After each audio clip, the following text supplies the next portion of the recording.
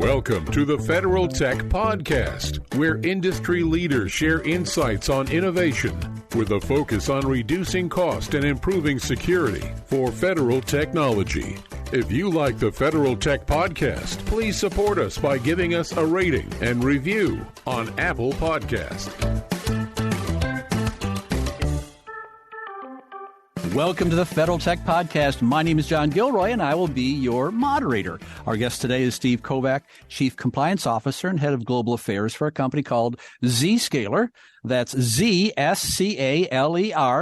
Very easy to find. And today, we're going to talk about the really quick success here of Zscaler and what impact it has in the federal government, how Zscaler can help my listeners achieve their goals here in 2023 and beyond. But before we begin, Steve, you're calling in from California. Maybe you can give us a quick little summary of what Zscaler is, especially from the perspective of our federal listeners. Well, thanks, John, and great to be here and great to talk to your listeners. So I'll tell you a little fun fact. You said Zscaler, you spelled it out. It made me think of an old fun fact that a lot of people don't know and what Zscaler stands for. So it's the zenith of scalability. And the whole concept around the Zscaler when it first came out was the ability to get security delivered in the cloud. And I call it in native cloud. So born and bred in the cloud security, delivered out to our customer base and get rid of what you might call the legacy castle and moat perimeter-based security. And by doing so, if you get rid of the appliances and you get rid of all this, backhauling all the users back to your perimeter or back to your corporate or agency, and then going back out, it creates this big hairpin. By going to the cloud and making the cloud the first hop, and providing security services in the cloud. By doing that through the cloud, you can provide faster service, and we can provide faster updates, patches, all those things that the cloud brings into what we call the cloud effect, being able to service our customers and being able to respond quickly to security threats anywhere at the globe, anytime within seconds, and giving that same experience to every user, something you could never do in this perimeter-based castle and moat environment of the past. So, but to do that, you have to be able to scale. And so that's where the concept Zscaler came from, was for us to be able to scale that service on a moment's notice. And you brought up our growth, and I'm in a quiet period, so I can't speak about our earnings or things like that. So please forgive me. But yeah, that's what's given Zscaler the ability to grow at the pace we have, because you can roll Zscaler out anywhere in the world in a matter of hours, days, depending on, your own capabilities. It's because we're cloud-based, because it's a software-based system. You're not shipping boxes. You don't need Patch Tuesday, right? Zscaler just becomes the first hop in the cloud anywhere you are on the planet. Well, I'm kind of competitive here, and you started off with a fun fact that I didn't know. So I'm going to have a fun fact myself. I'll tell you a fun fact here about Zscaler. Let's see if you know this one, Steve. 275 issued and pending patents. Really? I mean, it's hard to get just one patent, but 275. When you get some brainiacs out there at headquarters, that's really an accomplishment. Yeah, I think that's the key of Zscaler. First of all, we'll talk. I'll go back to that in a second. Our culture, is we really try to focus on bringing in the elite people to run in a culture of delivering elite products and services. And matter of fact, just yesterday I was at our corporate office. That's why I'm out in California. And one of our federal customers was here for an EBC, and they walked out the hall of the EBC room, Executive Briefing Center, and on the wall is all the patents. And I was just watching this customer, and he was from one of the X labs. I'll just leave it at that. And the awe on his face as he looked at all his patents. So it is a tremendous accomplishment. I take my hat off to my brother and at the company that do that for us. It's not, none of them have my name on them, but that's okay. They make them happen, make it work. And that's key, right? Making sure our technology is always becoming, best of breed. I've done a lot of interviews. I've interviewed the people at the Air Force Research Lab, which I think they're the brainiacs in the government. They're really smart people up at NIST, but everyone, especially the physics majors, they respect patents because that means something innovative that no one else has. And I think that may be a key to some of the secret sauce that Zscaler can provide to the federal government. And I'm not letting you off the hook. I got another free fun fact. Here it comes. Are you ready? Point of presence. Zscaler has something like 150 points of presence all over the globe. I mean, that must be an enabler for you to provide zero trust to the federal government. Is that right? It is in some sense. It's more of, to bring this into perspective, the 150 data centers is to provide service to our global customer base. And I want to keep it at that. We'll get the second part of that in a second. So the idea around having this 150 data centers of our own is that no matter where you are in the world, whatever country you're in, we want that first hop to be quick. So we want to be able to get you on the network and be able to get you on the network, get to the cloud, and get to us first hop to us as quick as possible to obviously reduce latency and make the user experience better. Now that's wonderful, but in the federal world, we have requirements around U.S. boundaries, U.S. citizens. So the data has to be on sovereign U.S. soil in many cases. So we do the same for the federal government, but it's all based on U.S. soil. But whether it be in the U.S. or on a military base or in anything that we would call sovereign U.S. soil, we can put our cloud access points there and do today all over the globe. I think there's a lot of imposter syndrome out there where companies will, they're a consulting company and they redesign the website and they put in, we do zero trust here. Oh, okay, sure. And we've been doing zero trust for 20 years. Okay, sure. But I think the skill and the reach that your company has actually allows you to talk the talk and actually say, look, this is how we're doing it. So this is really kind of a unique feature here in Washington, D.C., isn't it? Actually showing people how to do it. Yeah, that's true. I frequently say in presentations that you can drive your car down to the corner market and pick up a box of zero trust if you listen to the environment. If you went to RSA last year, I think every single booth at RSA said zero trust.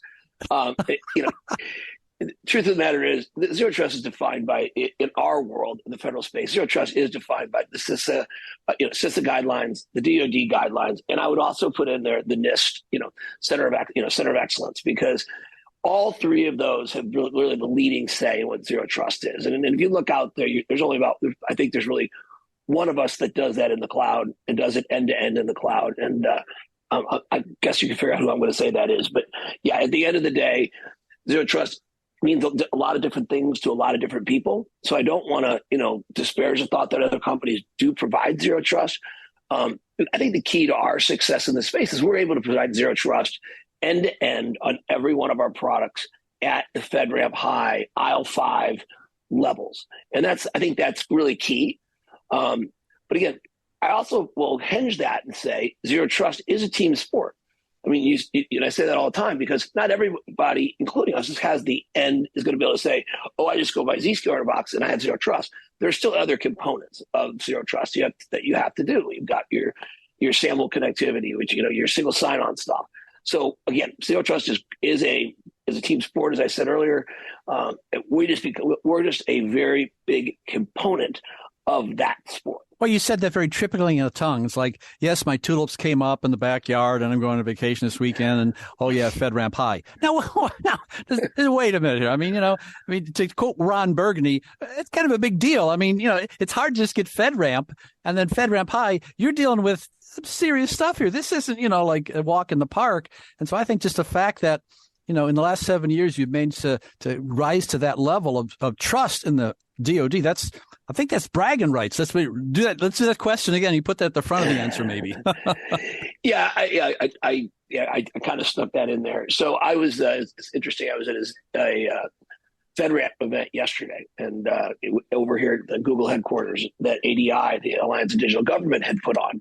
And I was at a panel, and I was sitting next to one of my dear partners and Troy Bertram and Google, and we were talking about FedRAMP, and he said, well, Steve, why don't you talk about your FedRAMP story?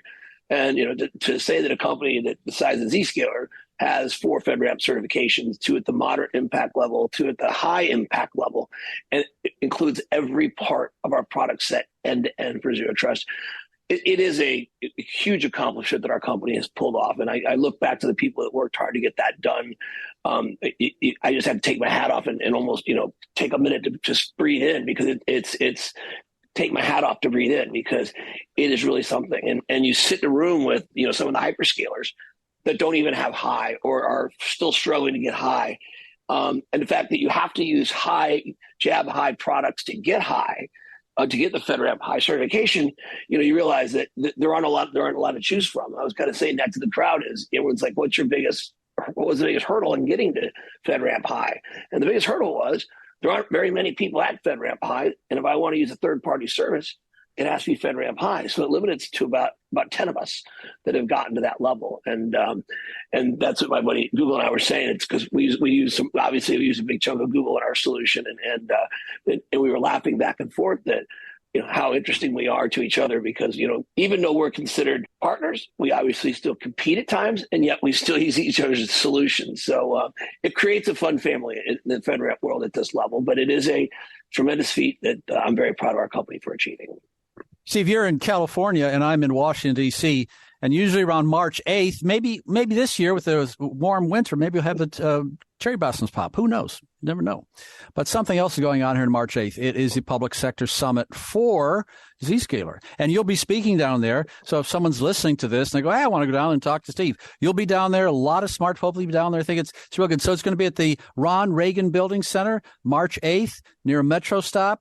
So why are you putting this together? Key thing, it's our inaugural summit. Wow, a kickoff. It's good. Yes, absolutely. And I'm speaking, but the most important is Jay Chaudhry, our founder and CEO, will be speaking.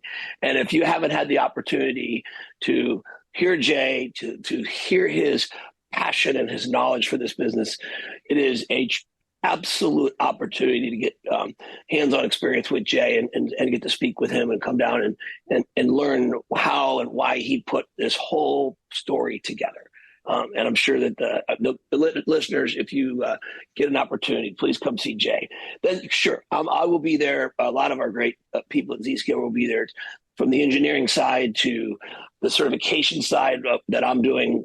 We're going to just really tell our whole Zero Trust story from the beginning of Zscaler all the way through where we are in the government space today. We got some yin and yang going on there, too. I see that at 9:15, Jay's going to be there. He's going to be paired with Melinda Rogers from the DOJ. So this is like, proof of the pudding, isn't it? Yeah, we use it. It works. Yeah, I think it's really important. I mean, one of the things that we focus on is getting our customers to join us. We've had a lot of great success with DOJ, as long as many, many other cabinet level agencies.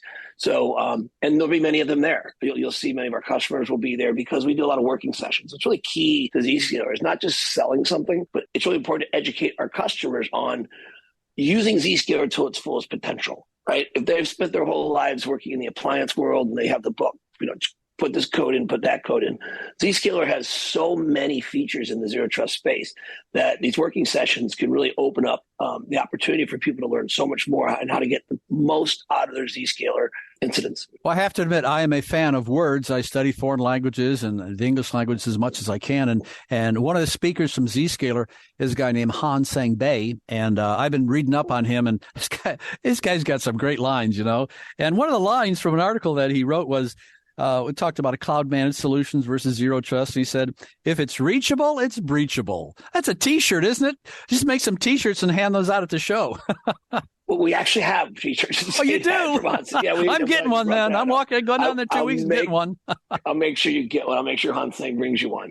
Yeah, Han Sang is a tremendous asset to our company. It's great to have people that are great technologists and customer facing, but at the same time can do it in a way that makes our job a little fun every once in a while. And he's great with his one-line zingers, but he's in front with a customer and explaining Zscaler and explaining how to use Zero Trust and rolling out Zero Trust through the agency. He's one of the best. So he's going to be down there. I know he's speaking and get a good chance to hear him as well. Zscaler.com to register. I think it's free. It's easy, metro accessible. Everyone's been to the Ron Reagan building. It's a pretty nice place. I would be remiss if I didn't talk about our friends in the Pentagon, the DOD. You seem to have a lot of experience with helping people down there. And I'm just going to read a recent press release and let you reflect on it and tell me what you think. There's a gentleman down there, the Army CIO. I think his name is Ray Iyer, and he is going to be leaving. And in his exit interview, and this is the quote, and this really fits into the discussion so well, talking about moving to the cloud. He said, talk about the Army and made a lot of changes in the last 2 years. And he talks about the cloud is a perfect example. And here's his quote. The rate at which we've implemented cloud across the Army has now led us to really rethink some of the existing programs for which we had requirements 5 years ago. So different requirements and duplicate systems. So it's a brave new world there, isn't it? Well, I think if you remember, you and I almost talked, it was probably 5 years ago when you and I last spoke when cloud first came and cloud smart. And I think we've learned a lot in those 5 years. And I think it's a really great point he's making. I think 5 years ago, DoD and really, I think all of federal looked at cloud a little bit different. It was a lot of lift and shift going on. They were using it in very limited areas and really not expanding the idea of what SaaS and PaaS could do for them. And they were really looking at the big hyperscalers as infrastructure as a service as cloud. And I think what you're hearing him say is there's so much more we can do when we think just past infrastructure and really start reaching out and using services like Zscaler to provide us global security to our soldiers. And if you go back to what Hanseng said, it was actually in reply to a DoD opportunity we were working on and in our what we call Zscaler private access service, which is one of the key components of our zero trust. And what Zscaler private access does is because it masks the IP address, when you hit the first hop for Zscaler, say a warfighter is let's say a warfighter is in a country that doesn't want to be, we don't want to know when a warfighter is in a country and he doesn't want to be identified, that warfighter can log on to his Zscaler zero trust private access. And the minute he hits the Zscaler cloud, his IP address vanishes because it's all done in virtual IP addresses that are not reachable. His connection then becomes completely unbreachable. And that was where he came up with it. And if you can imagine how important that is for a warfighter to be able to go into country, log into his network, log into his device, whatever that device is, and immediately vanish, then people don't know he's there or she's there. I think that's, one of the key component of zero trust. If you look at that, right, is through microtunneling and being able to use any network to create microtunnels and things. You can read the guidelines that address this. And I think that's been a big advantage for DoD to be able to do that, through the Zscaler Zero Trust platform. And, I think that really sums up why we always say it's not reachable, it's not breachable. And the last thing we want is, warfighter networks or, large cabinet, anybody's federal network to get breached. Steve, we did a quick interview about 5 years ago, and I've been doing interviews for many years. And back in the day, people would try to dazzle you with the knowledge of coding and very sophisticated interfaces and fancy terms and acronyms. And I think maybe since maybe 5, 6 years, I see this. They're talking more about business objectives and business goals. And in his exit interview, Ray Iyer uses a phrase that this is a new transition. He says, we are economists in terms of decision making. In other words, they want the bang for the buck. They want the security, but they want the bang for the buck too. And what's the most effective way we can produce the security for this large organization? And he says it right there. We economists, so they try to get a perspective of that as part and parcel of his job. I think it's right in line. I mean, if you look at where DoD is going, and I think in the last NDAA, bill passed, there's more and more focus on commercial software, commercial cloud, commercial offerings, right? I think the DoD has realized they've got to get away from building their own and really leverage the knowledge of the security marketplace. I mean, if you see how many times DoD has been out to San Jose in the last 5 years, you'd probably fall off your chair. I mean, they're always out here. They're always talking to the young and upcoming companies. 5 years ago, that they came by and saw us, and several times since. That's the kind of thinking that I think is going to make the DoD and I think all of us safer, because not everything can be built by the military. Sometimes you got to reach out and look to who's able to build the commercial stuff that the big organizations are using, and then see who can certify it to be able to be used by DoD. So if I can come and have an enterprise grade zero trust exchange, as we call our solution, that is being used by global companies all over the world at the highest levels, and yet can be certified at IL5 and be used behind the walls of the Pentagon, that's a win-win for them. They don't have to spend all their time developing. They should spend all their time protecting the nation. Steve, I have 2 podcasts, one about technology, one about satellites and space. And so I listen to all kinds of podcasts to keep up. I listen to cybersecurity podcasts, very well-known people, and did a lot of deep dives. And so I'm listening to this one guy. He's got a PhD. He's got this, podcast, and he's referring, and he goes, well, one of the smartest guys in the business is Sean Connolly, and blah, blah, blah, blah. And I go, wait a minute. Sean Connolly? I mean, he's being respected outside of even, I think in the federal government, he's getting a very strong reputation. And I noticed he's going to be one of the people participating on your panel, Securing a Smart Cloud Government. So maybe you can learn something from Sean, huh? Well, if you can't learn from Sean, you can't learn. That's what the cybersecurity people say, and they have no dog in the fight. They don't care. Sean Connolly could work for, Exxon, or I don't know, who knows, tire store somewhere, but he's got a pretty strong reputation. And when someone else says it, hey, I'm John Gilroy, I'm real smart. Yeah, forget you. But if someone else says, hey, that's Steve, he knows a lot about transmissions. Well, yeah, he must. Or that Sean Connolly, he has a very deep understanding of how this can be implemented in the federal government. So I think that's the one to circle on your agenda for that day. So it's really, I think it's an interesting group you have there too. State governments getting more involved here too. It's really interesting, isn't it?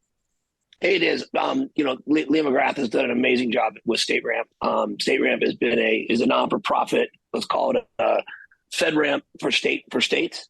And it's been, so Zscaler was the first to get StateRAMP authorized. We've been heavily involved with StateRAMP. We really believe in the program. Again, I was with Leah yesterday at the Google event. We were just walking through their growth. She said to me they have 3,000 companies interested in getting StateRAMP in just 1 year of being. I mean, it's mind-boggling the success that I think they're going to have.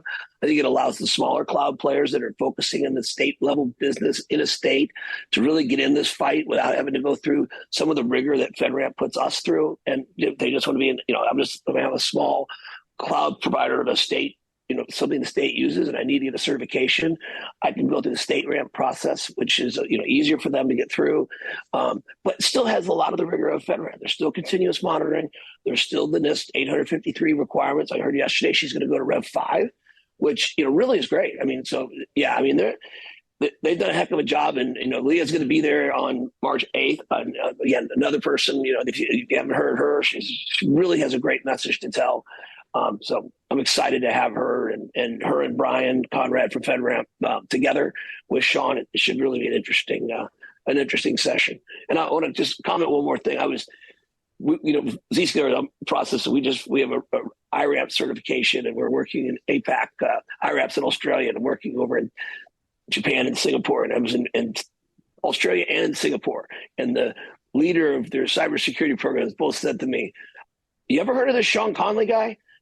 So when you're in a country and you hear his name, it's really exciting. So it's not just outside of security; it's outside the U.S. You have a federal policy guy who's tremendous at what he does, who's being recognized, by his compadres, in APAC and in Australia, which is part of APAC, but Australia.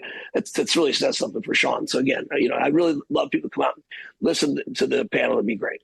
This evening, I'm going to take the train, go downtown. I teach a little course downtown there. And a couple years back, I had one of my students, one of the managers at Deloitte. He handed me his business card, and his business card had UI UX on it. I said, wow, it's becoming standard now. And I'm thinking about user experience. And of course, if I'm selling shoes, I want to have a good user experience. If I'm selling who knows what, chairs or couches, I want a good user experience. But in the federal government, that's not a phrase that comes up all the time until I scroll through your March 8th event, and it says ensuring great user experience in zero trust environments. So there's something to do with UI, UX, and zero trust, huh? No one brings that up. Well, I think it's, the problem we've got with, when we went to this, to adding so much security and so many controls that we do through, not only just our products that are, and the product experience, but also through certification. Sometimes it makes the product lose its user experience. I mean, look what happened with TIC. I mean, when we launched the trusted internet connection, we brought that out, what is it now, 15 years ago? I can't even remember. I'm starting to get older and older. My brain's not working. But so I think it was 2009 when we launched TIC. That was a great user experience. But all of a sudden, this thing called cloud came around, and people tried to upgrade TIC to 2.2, but it really became a hairpin. It became a reason to gate the technology growth of cloud within the federal government. And then, CISA writes the TIC 3.0 guideline. Of course, Sean Connolly writes it. And you've opened cloud up for trusted internet. and then provide zero trust on top of that to be regulated, to be able to sell these TIC 3.0 eligible solutions. It's all about user experience. So making sure that I can use my O365 client without delay. I've heard stories, from people within the government that says it used to take me a minute to open my email for Outlook to open. And now it pops right up, through a TIC 3.0 solution, through a Zscaler solution. So, it's all about user experience. And that's why you talk about my 150 data centers. That's why we add more and more data centers in federal all the time. It's all about making sure that user has that same experience that anywhere they are, on any device, anywhere on the planet, it should just feel the same. You should feel that when you use your device, it just works and it's just secure. And if in government, you should know it's just certified at the level we need. Steve, 2 hours ago, I was speaking to a gentleman in Ohio who's about to launch a company and a podcast. And I said, well, you gotta boil it down. You gotta have like a 10-word description of your company. It can't be a, 15-minute description. It's got to be boiled down to 10 words. And so I try to apply that in my world. And when I have studied this whole Trusted Interconnect 3.0, the TIC 3.0. I'm trying to come up with I'm sitting in the metro later on today. How could I describe it to someone sitting next to me? And so the way I guess I look at it is that TIC 3 no longer requires to move traffic through the data center. So then it can go through, the first hop's going to be not, to the data center where you can get that speed. So that's really what happens. And is that a good, maybe a distillation of what TIC 3.0 can do? But I like to use like Jay, our founder, always uses the term castle and moat, right? It is literally getting away from castle and moat. Just basically saying your crown jewels, your data no longer needs to be in the castle surrounded by a moat, right? It's much easier to get to if there's no perimeter. So really TIC 3.0 is saying, take the castle and moat out. You don't need the perimeter. First hop to a security as a service provider that can provide the services of that and straight to peer off to the SaaS provider or to the internet. It's just a straight line. There's no hairpin. It's they always say fastest is with 2 points is a straight line. I want to go user, cloud, SaaS. I don't want to go user, TIC, data center, cloud. That doesn't work. Yeah. Right? So that's more than 10 words. Sorry, but if I'd say anything, I'd say removing the perimeter. Well, we're going to have to end this interview, but you can continue on March 8th, and you can meet Steve and meet his colleagues and ask more detailed questions there. But unfortunately here, we're running out of a little bit of time. So it's called the Public Sector Summit. You can go to Zscaler and register. It's going to be a lot of fun, a lot of network opportunities, a lot of smart folks down there. I'm going to officially tell Han Sung that I'm stealing his phrase from him, and maybe I get in trouble. Who knows? You've been listening to the Federal Tech Podcast with John Gilroy. I'd like to thank my guest, Steve Kovac, Chief Compliance Officer and Head of Global Affairs at Zscaler. Thanks, John. Have a great day. Thanks for listening to the Federal Tech Podcast. If you like the Federal Tech Podcast, please support us by giving us a rating and review on Apple Podcasts.